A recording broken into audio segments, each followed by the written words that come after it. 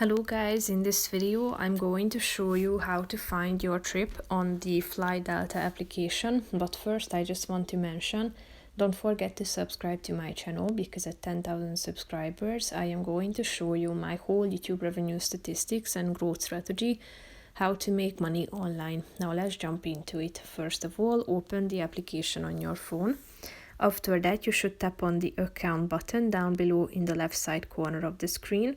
Then tap on the My Trips button at the top, and then you can tap on the first box, and you can find your trip by typing in either your confirmation code, credit or debit card, or your ticket number. So select from these three options.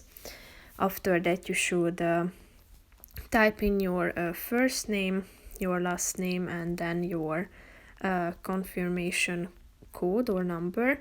After that, click on the Find It button, and you can also search by credit or debit card.